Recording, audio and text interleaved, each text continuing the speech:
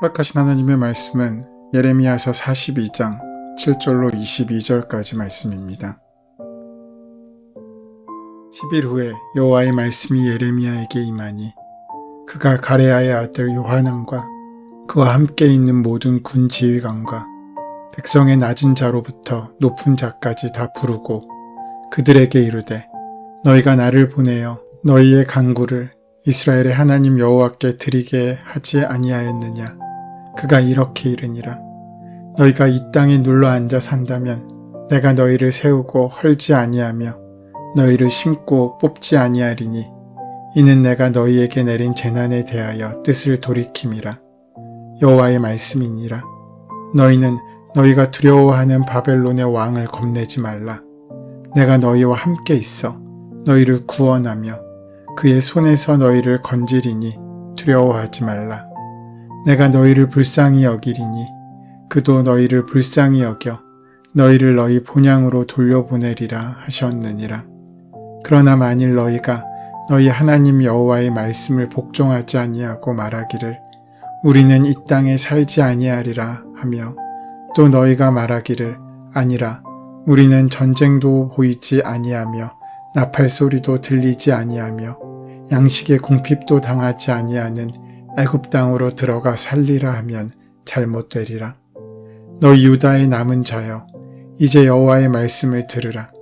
만군의 여호와 이스라엘의 하나님께서 이와 같이 말씀하시되 너희가 만일 애굽에 들어가서 거기에 살기로 고집하면 너희가 두려워하는 칼이 애굽 땅으로 따라가서 너희에게 미칠 것이요 너희가 두려워하는 기근이 애굽으로 급히 따라가서 너희에게 임하리니 너희가 거기에서 죽을 것이라. 무릇 애굽으로 들어가서 거기에 머물러 살기로 고집하는 모든 사람은 이와 같이 되리니 곧 칼과 기근과 전염병에 죽을 것인즉 내가 그들에게 내리는 재난을 벗어나서 남을 자 없으리라. 만군의 여호와 이스라엘의 하나님께서 이와 같이 말씀하시되 나의 노여움과 분을 예루살렘 주민에게 부은 것 같이 너희가 애굽에 이를 때에 나의 분을 너희에게 부으리니 너희가 가증함과 놀램과 저주와 치욕거리가 될 것이라. 너희가 다시는 이 땅을 보지 못하리라 하시도다.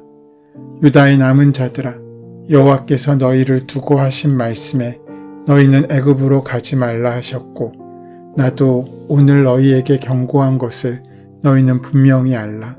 너희가 나를 너희 하나님 여호와께 보내며 이르기를 우리를 위하여 우리 하나님 여호와께 기도하고 우리 하나님 여호와께서 말씀하신 대로 우리에게 전하라. 우리가 그대로 행하리라 하여 너희 마음을 속였느니라. 너희 하나님 여호와께서 나를 보내사 너희에게 명하신 말씀을 내가 오늘 너희에게 전하였어도 너희가 너희 하나님 여호와의 목소리를 도무지 순종하지 아니하였은즉 너희가 가서 머물려고 하는 곳에서 칼과 기근과 전염병에 죽을 줄 분명히 알지니라. 요하난과 그 일행은 이스마엘의 반역을 진압했지만 승리자로 돌아오지 못하고 오히려 애굽으로 피난하기로 결정합니다. 그들이 도망을 가고자 하는 이유는 이스마엘이 바벨론 왕이 세운 그다랴를 죽였고 유다 백성들과 요하난을 포함한 군대 장관들은 바벨론 왕이 임명한 그다랴의 죽음에 바벨론의 왕과 갈대아 사람들로부터 책임 추궁이 두려웠기 때문이었습니다. 그렇게 사람을 두려워한 유다 백성들은 애굽으로 떠날 결심을 굳히게 됩니다. 이렇게 애굽으로 도망하기로 결정을 하고 애굽길에 올랐던 요하난과 지도자들은 그 마음이 편치 못했습니다. 과연 자신이 하나님 앞에서 올바른 결정을 한 것인지 이제 그들의 눈앞에 펼쳐질 미래에 대한 두려움과 불안함이 가득했습니다. 그래서 그들은 백성들과 함께 예레미야를 찾아왔고 하나님의 뜻이 무엇인지 알려달라고 구합니다. 그들은 우리의 마땅히 갈 길과 해야 할 일이 무엇인지 보여달라고 매우 구체적으로 간구합니다.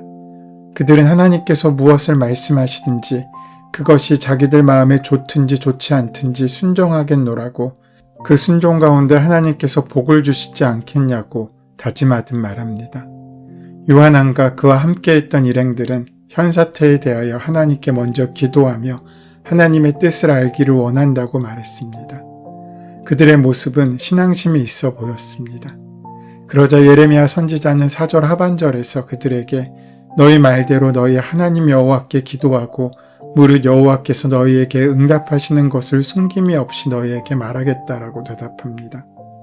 내가 무언가를 결정하기에 앞서 먼저 하나님께 그 길을 묻고 먼저 주님의 뜻을 찾는 것은 믿음의 지혜입니다. 그래서 우리는 언제나 주님의 생각을 읽기 위해 말씀을 읽고 묵상을 하며 기도하는 것입니다. 그런데 문제는 기도의 응답이 바로 주어지지 않는다는 데 있습니다. 반드시 기다림의 시간을 필요로 합니다.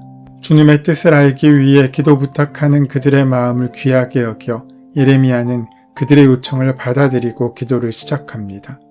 그런데 그렇게 응답하시기까지 열흘이란 시간이 지나게 됩니다. 이 말씀을 통해 그런 생각이 듭니다. 주님의 뜻을 구하고 얻는데 시간이 필요하다는 것입니다. 내가 결단을 하고 믿음을 세워도 그것이 실현되는 데는 시간이 필요하다는 것입니다. 내가 오늘 당장 믿고 오늘 결단하고 오늘 순종해도 그것들의 결과를 얻기까지는 시간이 필요합니다. 주님께서 고치시겠다고 약속하신 일들이 이루어지기까지는 우리가 기다려야 하는 시간이 반드시 있습니다. 그 시간 동안 우리는 여전히 고통과 아픔을 감당하고 있어야 할지도 모릅니다. 그 시간 동안 불안이 엄습할 수도 있습니다. 그럼에도 그 시간을 견디어내야 합니다. 이 기다림의 시간에 상처와 아픔과 고통과 힘듦만 바라봐선 안 됩니다. 그것을 바라보는 순간 여전히 존재하고 있는 아픔과 고통이 더욱더 크게 다가오기 때문입니다. 그래서 그 기다림의 시간에는 기대가 필요합니다. 이제 곧 응답하실 하나님의 응답에 대한 기대, 곧 주실 회복과 요동치는 고통이 사라질 그날을 꿈꾸는 것이 바로 기다림의 시간입니다. 어쩌면 우리의 신앙은 그 기다림의 시간인지도 모릅니다.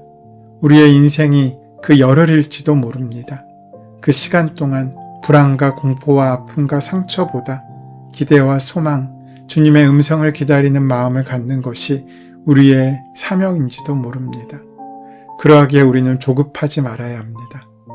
우리가 소망을 품는 순간 하나님께서는 역사하기 시작하십니다. 우리가 믿음의 결단을 시작하는 순간 하나님의 역사도 시작됩니다. 다만 그 역사를 이루고 다스림이 임할 시간이 필요한 것입니다. 그 열흘을 잘 기다릴 수 있어야 합니다. 그 열흘 동안 평안을 지킬 수 있어야 합니다. 어쩌면 그 열흘은 가장 어두운 순간일지도 모릅니다. 하지만 그 칠흑 같은 어두움의 순간이 오히려 새벽에 가장 가까운 시간임을 우리는 기억해야 합니다. 그렇게 열흘이 지나 예레미야에게 하나님의 말씀이 임했습니다. 예레미야는 아마 이 열흘 동안 하나님께서 답을 주실 때까지 꼼짝없이 그리고 간절한 마음으로 하나님 앞에 나아가 기도했을 것입니다. 이제 말씀이 임하자 예레미야는 자기에게 물었던 지도자들과 백성을 불러 그들 앞에 하나님의 말씀을 선포합니다.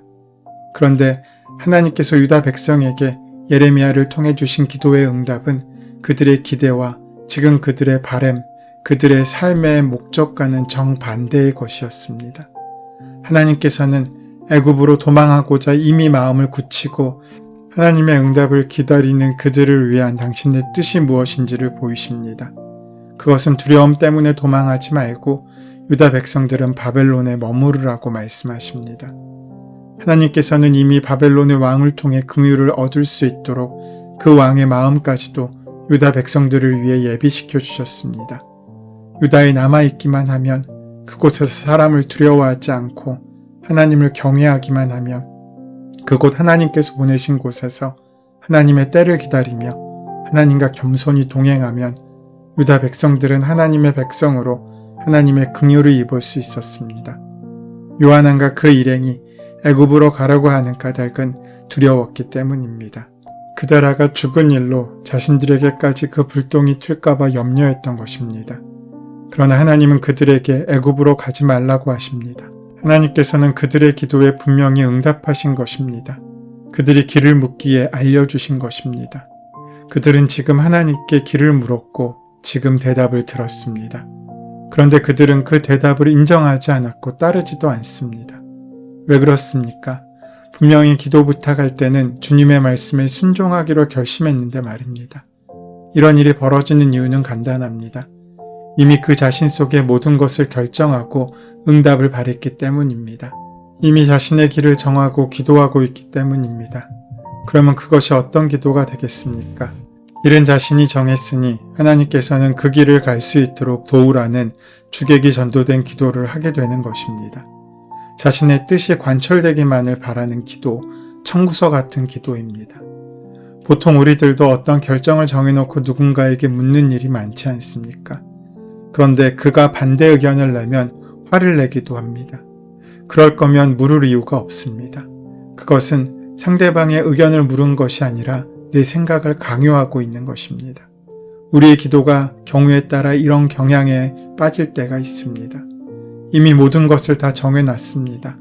그리고 자신의 뜻을 굳힙니다. 그러곤 기도합니다. 그런데 기도는 하지만 생각을 바꿀 마음은 없습니다. 오히려 하나님을 바꾸려고 합니다. 지금 우리의 기도가 혹시 그렇지 않습니까? 이미 모든 것을 정해놓고 주님께 묻지는 않으십니까? 마치 기도하는 것이 순종하는 것인 줄 착각하고 말입니다. 기도의 모양이 우리의 결론일 수 없습니다. 그러나 기도라는 단어엔 분명히 순종이라는 단어와 의미가 포함되어 있습니다. 예배라는 단어 안에도 복종이라는 뜻이 담겨져 있습니다. 기도는 하나님께 설득당하는 태도입니다. 하나님을 설득하는 것이 아니라 하나님의 뜻에 순종하는 것입니다. 나의 뜻을 주장하려는 것은 결코 기도일 수 없습니다. 그러려면 기도하지 않고 자신의 뜻을 주장하면 됩니다. 누군가에게 의견을 구한다면 그 의견을 듣겠다는 말이지 않습니까?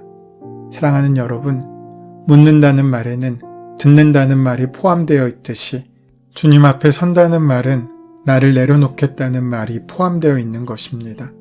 우리의 기도가 그러기를 소원합니다. 나의 뜻을 주장하는 기도란 없습니다. 다만 나의 뜻을 내려놓고 주님의 말씀에 귀 기울이고 순종하겠다는 다짐이 기도입니다. 묻는 것이 다가 아닙니다. 하나님의 음성을 듣는 것까지가 묻는 것의 끝입니다. 또한 듣는 것이 다가 아닙니다. 들은 말씀에 온전히 순종하는 것까지가 듣는 것의 마지막입니다. 그래서 순종이 제사의 꽃이며 신앙의 기초입니다. 하지만 문제는 그들은 하나님께 그 길을 묻는 것까지는 좋았지만 그 뜻에 순종하지 않았다는 데 있습니다. 그들의 역할은 사람을 두려워하는 것이 아니라 또 미래를 근심하는 것도 아니며 전쟁을 겁내할 필요도 없이 그저 기도 가운데 하나님께서 주시는 음성을 아멘으로 신뢰하고 순종하면 되는 것이었습니다. 그러나 만일 세상을 두려워하고 사람을 무서워하며 상황 때문에 하나님의 명령을 피해 세상의 가치를 따라 하나님의 백성이 애굽으로 도망가면 바벨론 왕의 칼이 그들을 따라가며 기근과 전염병과 재난이 불순종의 결과로 또 심판으로 임하게 됨을 말씀하십니다. 하나님의 긍휼을 잊고자 하는 백성은 사람을 두려워하고 상황을 따라 판단하는 사람이 아니라 주님의 말씀을 따라 사는 사람들이어야 합니다. 우리는 하나님의 약속을 따라 살아가고 있습니까? 아니면 세상의 가치를 따라 살아가고 있습니까? 지금 우리가 보는 것은 상황입니까? 아니면 그 어려운 상황 가운데도 나와 함께 하시는 하나님이십니까? 매일매일 나를 움직이는 것은 사람에 대한 두려움입니까? 하나님을 향한 경외입니까? 요한왕과 그 일행이 애굽을 그토록 고집하는 이유는 실은 나를 위해 가장 좋은 것을 예비하신 하나님보다 나의 생각과 내 판단이라는 우상을 섬기고 하나님을 불신하기 때문이지 않겠습니까? 하지만 바벨론의 칼이 두려워 안전하게 생각되는 곳으로 피신해도 바벨론의 칼은 거기까지 미칩니다. 우리가 두려워하고 괴로운 것을 피해 다른 곳으로 갈지라도 하나님께서 보호해 주시지 않으면 그곳 역시 안전한 곳이 되지 못합니다. 하나님께서 해결해 주지 않으시면 장소를 옮기고 사람을 피하고 다른 일을 하더라도 근본적인 위험은 사라지지 않습니다. 위기의 상황에서 하나님의 도우심을 구하고 그 길을 가는 것이 우리에게 최선입니다. 그러므로 사랑하는 여러분, 하나님만을 두려워하십시다. 그 자녀들에게 가장 좋은 것을 예비하신 그분을 향한 믿음으로 그분의 말씀으로 마음을 채워 날마다 하나님께서 기뻐하시는 복된 삶을 살아가는 귀한 하루가 되시기를 소원하고 축원합니다.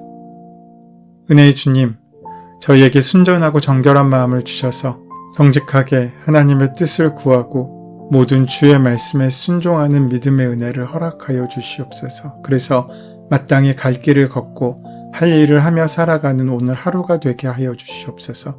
예수님의 이름으로 기도드립니다. 아멘. 이제 오늘 이 아침 우리에게 허락하신 본문의 말씀이 지금 나에게 주시는 하나님의 음성으로 만나지기 위하여 본문의 말씀을 깊이 묵상하시고 함께 기도하는 시간 가지도록 하겠습니다.